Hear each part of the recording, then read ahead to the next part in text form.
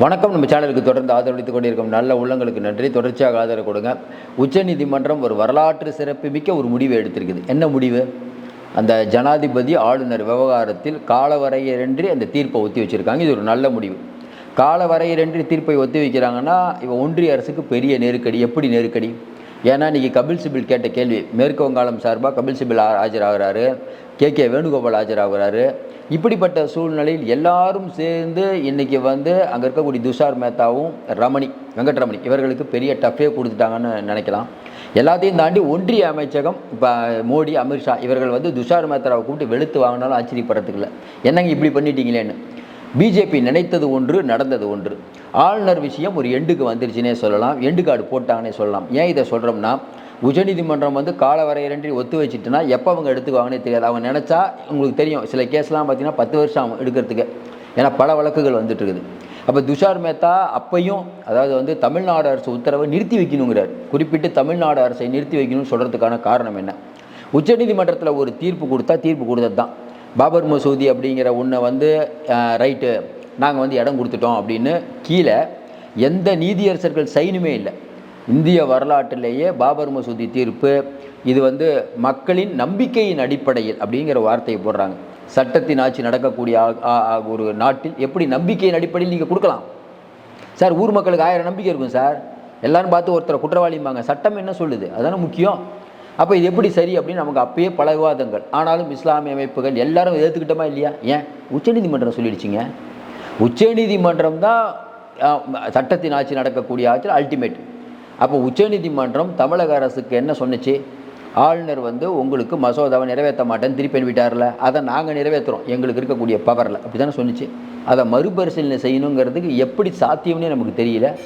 இதை வைத்து நேற்று நடைபெற்ற விவாதங்கள்லாம் பார்த்தா ஒரு விஷயம் மட்டும் புரியுது, ஜெயிச்சது ஜனநாயகம் அப்படின்னு புரிஞ்சுக்கலாம். ஏன்னா எப்படியாவது இடைக்கால தடையாவது வாங்கிடலான்னு பிஜேபி நினைக்குது. அது முறியடிக்கப்பட்டிருக்கிறது. நேற்று நடந்தது என்ன? பிஜேபியுடைய எண்ணம் என்னென்னா, இந்த வழக்கை பொறுத்த வரைக்கும் கண்டிப்பாக உச்சநீதிமன்றம் நமக்கு இல்லை நாங்கள் டைம் ஃப்ரேம் ஃபிக்ஸ் பண்ணது தப்புன்னு சொல்லவே சொல்லாது. ஏன்னா ஒரு தீர்ப்பு எழுதிட்டாங்க, முடிஞ்சு. இனிமேல் மறுசீராய்வு போடணும். அதனால தான் ஜனாதிபதியை விட்டு கேள்வி கேட்குறீங்க. ஜனாதிபதி விட்டு கேள்வி கேட்டால் உச்சநீதிமன்றம் அரசியலமைப்பு சபை கவாய் அவர்கள், சூரியகாந்த் அவர்கள் தலைமையில் கூடுது. அவங்களுக்கு ரொம்ப தெளிவாக ஒரு விஷயம் கேட்குறாங்க துஷார் மேத்தாட்ட. ஏங்க ஆளுநர் பெரியவரா, அரசாங்கம் பெரியவரா? கரெக்டா? நாடாளுமன்றம் பெருசா, ஜனாதிபதி பெருசா? நாடாளுமன்றம் சட்டத்தை இயற்ற முடியும், ஜனாதிபதியால் ஒப்புதல் தான் கொடுக்க முடியும், சட்டத்தை தான் இயற்ற முடியாது. சட்டமன்றம் சட்டத்தை இயற்றலாம், ஆளுநர் அதுக்கு ஒப்புதல் கொடுக்க வேண்டும். சப்போஸ் ஆளுநர் ஒப்புதல் கொடுக்கலைன்னா 2வது தடவை அனுப்பலாம். 2வது தடவை அனுப்புனா ஒப்புதல் கொடுத்தே ஆக வேண்டும். இதுதான் நடைமுறை. 2வது நான் அனுப்புனா ஒப்புதல் கொடுக்கணுங்கிறதுக்காக அப்படியே வாங்கி பெஞ்சு மாதிரி வச்சுக்கிட்டோம்னா என்ன பண்ண முடியும் தமிழ்நாடு அரசு? எந்த அரசாங்கம்? இப்போ ஒன்றும் இல்லை, பண மசோதா வருது தமிழ்நாட்டில். பண மசோதாவுக்கு ஆளுநர் ஒப்புதல் கொடுக்கல, அப்படியே வச்சுக்கிறாருன்னு வச்சுக்கோங்களேன். எப்படிங்க கவர்மெண்ட் ஸ்டாஃபுக்கு எல்லாத்துக்கும் சம்பளம் கொடுக்க முடியாது, ஆளுநருக்கே சம்பளம் கொடுக்க முடியாது, எப்படி பண்ணுவீங்க? அதேமாதிரி மோடி இப்போ 12,000 கோடி இமாச்சல பிரதேசத்துக்கு வெள்ள நிவாரண நிதி கொடுத்துருக்காரு. சப்போஸ் ஜனாதிபதி கையெழுத்தே போடலைன்னா அப்படியே வச்சுக்கிட்டாங்கன்னா வெள்ள நிதி எப்போ கொடுப்பீங்க? ஒரு 6 வருஷம் கழிச்சா, இல்லை 2 வருஷம் கழிச்சா? வெள்ள நிதிங்கிறது உடனே கொடுக்கணும். தமிழ்நாட்டுக்கு பேரிடர் நிதியெலாம் கொடுக்கவே இல்லை, தமிழ்நாடு சமாளித்தது. அதேமாதிரி கேரளாவுக்கு, வயநாட்டில் அவ்வளோ பேரிடர்னு அறிவிக்க மாட்டேன்னு வேறு சொல்லிட்டீங்க நீங்கள். அப்போ இமாச்சல பிரதேசத்துக்கு கொடுக்கறதுக்கு பணம் வேணும்ல. ஜனாதிபதி கையெழுத்தில் எப்படி பணம் வரும்? அப்போ உங்களுக்கு ஒரு நியாயம், எங்களுக்கு ஒரு நியாயமா? கேள்விக்கு வருமா வராதா? அப்போ உச்சநீதிமன்றத்தில் இன்றைக்கி துஷார் மேத்தா கடைசியாக ஒரு கேள்வி கேட்குறாரு. என்ன கேள்வினா, இவரான எல்லாம் ஓகே, நீங்கள் தமிழ்நாட்டுக்கு அந்த கொடுத்தீங்கல்ல அந்த உத்தரவு, எது ஆளுநர் திருப்பி அனுப்பிட்டா நீங்கள் உச்சநீதிமன்றத்துக்கு வரலான்னு அனுப்புனீங்களா, அதை மட்டும் நிறுத்துங்க. உச்சநீதிமன்றம் நிறுத்துவதற்கான வாய்ப்பே இல்லை. இப்போ என்ன நடந்து போச்சு? பிஜேபி ஆளாத மாநிலங்களில் இருக்கக்கூடிய ஆளுநர்களுக்கு எதிராக அந்தந்த கவர்மெண்ட் ஒவ்வொரு வழக்கறிஞரை ஹையர் பண்ணி அனுப்பிட்டாங்க. இந்த பக்கம் பார்த்தீங்கன்னா துஷார் மேத்தாவும் வெங்கட்ரமணி அவர்கள் தான். ஏற்கனவே நம்ம சொன்ன மாதிரி மத்திய பிரதேசம், ராஜஸ்தான் உள்ளிட்ட மாநிலங்களில் இருக்கக்கூடியவங்க வராங்க வழக்கறிஞர்கள். அவங்கள பேசவே உள்ள துஷார் மேத்தா இவரே பேசிகிட்டு இருக்கார். இன்றைக்கி மிகப்பெரிய பின்னடைவை சந்திச்சிட்டார். இப்போ கபில் சிபில் கேட்குற கேள்வி தான், ரைட்டுங்க, நீங்கள் உத்தரவை நிறுத்தி வைக்க சொல்கிறீங்க, ஜனாதிபதி கேட்ட 14 கேள்விக்கு தான் இன்றைக்கி இந்த அரசியல் சபை கூடியிருக்குது. அந்த 14 கேள்வியில் எங்கேயாவது தமிழ்நாடு அரசு உத்தரவை வந்து நிறுத்தி வைக்கணும்னு இருக்கா? இல்லை யுவர் ஆனர். அப்போ எப்படி கேட்பீங்க? ஏன்னா அதை கேட்டிருந்தாங்கன்னா இந்த இந்த இந்த அரசியல் நிர்ணய சபை வந்து உச்சநீதிமன்றம் அந்த கேஸே எடுத்திருக்காது. சார், உச்சநீதிமன்றம் ஒரு தீர்ப்பு கொடுத்ததுக்கப்புறம் எப்படி சார் அதை மறுக்க முடியும்? எப்படி நீங்கள் பண்ணுவீங்க? நம்ம ஒன்றும் புரியவே மாட்டேது. சில விஷயம்லாம் இவங்க பேசுகிறதெல்லாம் பார்த்தா எப்படி பண்ணுவீங்க? இன்றைக்கி வந்து உச்சநீதிமன்றத்துக்கு ஒரு சிறப்பு அதிகாரம் அப்படிங்கிறது அரசியலமைப்பு சட்டம் ஏன் கொடுத்தது? இந்த மாதிரி ஏதாவது ஒரு பிரச்சனை வரும். ஏன்னா நீங்கள் என்ன சொல்கிறீங்க? இல்லை ஆளுநர், ஜனாதிபதி இவங்கெல்லாம் தெய்வத்தை விட மேலாளர்கள். ஏன் அவங்க மேலாம் ஒன்றும் பண்ணவே கூடாதுங்க. இப்போ உதாரணமாக எடுத்துக்கிட்டிங்கன்னா இந்த நடராஜர் கோயிலில், இப்போ சிதம்பரம் நடராஜர் கோயிலில் அங்கே இருக்கக்கூடிய தீட்சிதர்கள் கேஸ் என்ன வந்துருக்கு தெரியுங்களா? இது பார்த்துருப்பீங்க.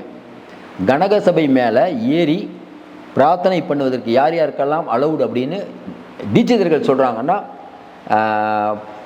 அரசியல்வாதிகள், அப்புறம் வந்து உயர் பதவியில் இருப்பவர்கள், இப்போ அதாவது அரசாங்கத்தில் முக்கிய, அதாவது சமுதாயத்தில் முக்கிய விஐபிக்கள், இவங்களுக்கு தான் அனுமதி. தமிழக அரசு சொல்லுது அறநிலைத்துறை அப்படிலாம் இல்லைங்க, எல்லோரும் ஏறி பிரார்த்தனை பண்ணலான்னு. எது சரி? நீங்களே சொல்லுங்கள்.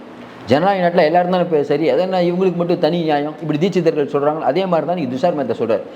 ஆளுநர்லாம் ஐயோ என்னங்க நீங்கள், ரவிலாம் என்ன ஆள் அவர்லாம்? நமக்கு தெரிஞ்சு நீங்களே கொஞ்சம் யோசனை பாருங்கள். ரவி வந்து முனிவர்களாலும் ரிஷிகளாலும் இந்தியா உருவாக்கப்பட்டதுங்கிறார். ஐஏஎஸ் படிச்சிருக்கார். இவர் என்ன ஐபிஎஸ் படித்தார்? நமக்கு ஒன்றும் புரிய மாட்டேது. ஏன் நிறைய ஐபிஎஸ் பேசுகிறத பார்த்தா நமக்கு புரியவே மாட்டேது. எப்படி தான் இவங்கெல்லாம் ஐபிஎஸ் படித்தாங்களோ இல்லை ஐபிஎஸ் நமக்கு ஒன்றும் புரியல. ஏன்னா முனிவர்களாலும் ரிஷிகளாலும் இந்தியா உருவாக்கப்பட்டதுன்னா அப்போ ஜப்பான் எப்படி உருவாச்சு? அமெரிக்கா எப்படி உருவாச்சு?